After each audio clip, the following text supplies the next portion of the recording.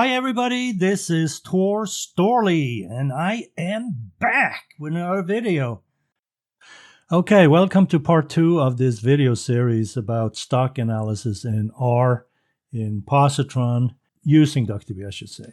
Now, we left off by creating the rate of returns for the S&P 500 stocks, where we got 10 years worth of data, daily data, and we created a monthly rate of return for it.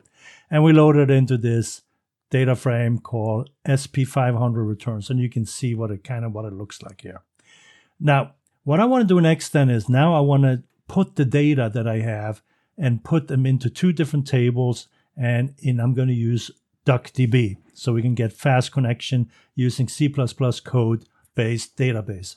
All right. So how do I do that? Well, one thing I can do is to create a connection, first of all, in R using the DBI in R. I'm going to create a DB connect. And again, if you wonder about the R specifics here, you could go back in my deep dive series and look at the last video I think I did, or next to the last, I can't remember. See if I can put a reference to that where I discussed R in DuckDB. In any event, we create a connection object here. We're using the DB connect. And let me see if I can get some help on this. I hit F1 for the DB connect. And as you can see here, this is part of the DBI library in R. And the DBI library in R is kind of how DuckDB is using interface to R code. All right, but you can read up on the DBI function, library, I should say, in R. You can just do a search for it and figure it out that way. I'm creating a driver for the DuckDB here, and then I'm pointing to this directory where my stocks database sits right here. So this will create a connection that I can use. So now I created that, and notice here, you can see this is the connection that was created, and it's sitting pointing to the driver, which is DuckDB, and this is the stock database I'm pointing to, as you can see down here, okay? So that's the connection. Now, what I can do is, if I have a table already, I can describe it by using this describe stocks, and I can also summarize it. But before I do that, I want to run this command. And basically, in the DBI, you can use these functions here. One of them is called DB exists table. So I'm passing in the connection I just created. I'm looking for the stocks table. And if I find it, if this comes back true, which means it exists, I'm going to remove it. I want to start fresh. And then I'm going to print out, hey, I removed this table from the database. If not, I'm going to say, hey, there is no table called stocks in the database. So let's run that. You can see table stocks removed from database. Let me clear this out so it's a little easier to read. That's the one table. And then what I want to do is I want to check and see if this returns table exists in the database and do the same thing. So if it does exist, I remove it and print out, hey, I removed it. Otherwise, I say it doesn't exist. Let me run that. And as you can see, it removed the table from the database. Now what I can do is I can look at how many tables I got left. So I'm going to use the show tables command in DuckDB by using this function, passing in the connection. So let me run that. And sure enough, here you can see the table names currently exist in DuckDB. So there's no stocks, there's no returns table right here, right now. Okay, very good. So what do I want to do now is I want to basically create a sequence if it doesn't exist. So you can use this create sequence if not exist, and then I call it ID sequence by using this DB execute and passing in the connection. This does not return any rows. The query, DB get query, returns rows. This one does not. It just execute the statement that I have here. So it returned a 0, so it didn't do anything. Here I can say create table if not exist and call it stocks. And I'm using again the DB execute. And as you can see, I'm creating a table in which I'm going to refer to this sequence I just created by using the next value function and then grab whatever number is next in that sequence. And that's going to be my primary key, and I'm going to call it ID.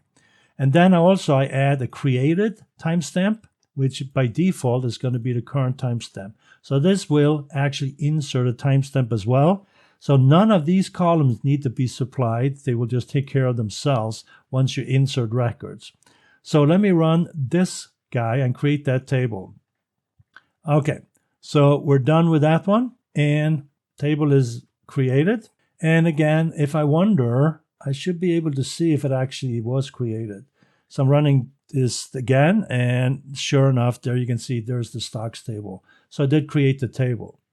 Now, what I can do next is I can write all the data that sits in my tibble object called SP500 stocks, which of course we have up in the sessions here. So let me see if I can find that. I'm doing this stocks table in two parts. I'm writing to a table called SP500 stocks in DuckDB here, okay? From this table in R, okay? So that's one thing. That's the first step. Then I'm inserting into the stocks table in DuckDB, where I query the newly created table called SP500 stocks in DuckDB from this table. So basically, I took the data table and created a table out of it, and then I created this stocks records from that table. So that's basically what I'm doing here. And, you know, afterwards, you probably should remove these tables so they don't take up a lot of space. And then, of course, I did the same thing with returns, but that one I wrote directly into this table name. So there was no two parts there. Okay, so I'll just show you some of the commands you can actually use. And again, we're doing the show tables right here. All right, so now we're in a place where you actually can show what's in there, okay? So I'm going to pass in the connections.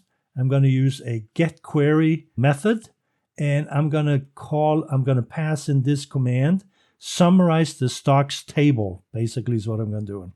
Now, if you're not familiar with the GT package, that's what I'm using here. And I'm calling this GT function that's going to create a table. And then I'm passing whatever that result from the query is into this table creation right here. Okay. And again, if you want more information about this, I have done videos in the past about this. Check them out. And I'll see if I can find a link to a couple of these and put it in the description to this series. In any event, as you can see, I'm also creating an optional CSS object. So that's going to format that table using basic CSS code here, as you can see. For the table formatting, the background color, I'm using the table headers and the table cells here. Now, this is a pretty basic formatting. So what does it look like? Well, let's run it, and so you can see what it looks like. So notice I'm using some really sharp colors for green, so it sticks out, as you can see. You can see it here. And I'm using this blue color here for the background of the header, as you can see, the column name, column type, min, max, etc. And then for the cells, I'm using the same green color, as you can see. One thing you can do, if you look up here, you can also expand on this, and now you're putting it into a web page. So now you can read it through HTML. And again, you can see the summarize function uses like quartiles. Here is the 25 quartile, and then you have the median, the Q50, and then you have the 75 quartile. Here you can see how many records are in that table. And you saw how fast that run. It reads the metadata from that table and it spits it out in for each column. And it tells you the data types, the min, the max, and so forth. So it gives you some stats over the actual table information. All right, so let's go back to this table. So that's a table you can format like that. Another thing I can do, I can also remove the table by clicking this X. Now this one here, I'm going to query some stock samples. This one is a little more involved as the GT formatting goes. Notice I'm passing in this table header. I'm giving it a title, and I'm making it using markdown syntax here. I'm saying the star, which is, I think, is bold. And then down here, I'm getting one star. I think it's italic, if I remember right. and that's the subtitle right here. And then I'm passing that in using this pipe operator, where I'm going to format into numbers these columns that I use as a concatenated column series, if you will, a vector of columns. And then I want to only show 2 decimals, and I want to use separators, as you can see. Then I'm passing it into the next formatting, which is for dates, and I'm using this date style of 1. You can say 2 or 3, and it might give you something like Friday, this date of that year. So by changing this number here, and again, you can go to the documentation and figure out about this. You can see some of this stuff down here. So again, I'm not dwelling on this because this is not a video about GT package. Anyways, again, I'm passing it into this CSS formatter here. And here I'm doing some additional formatting here to make it look prettier, where I'm doing quite a bit of layout for the header, for the cells, for the body, and I'm doing like the last of the type. So there's a lot of formatting going in here, and even I'm going into the child cells. I'm formatting these, the 4th child, the 2nd child.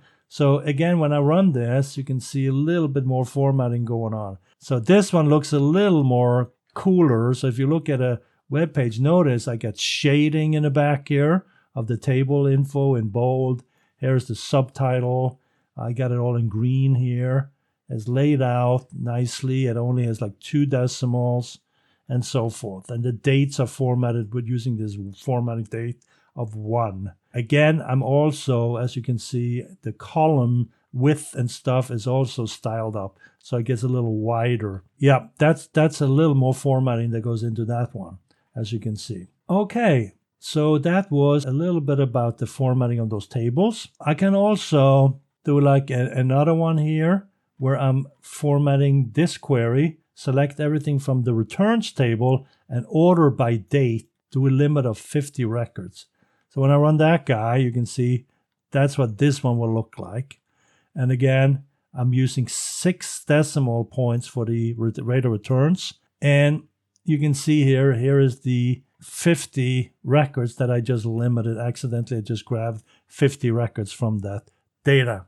All right. So if you like these videos, if you like my videos in general, give me a like and consider subscribing to my channel. That'd be great. Have a wonderful day, night, wherever you happen to be in the world. And I'll see you in the next video.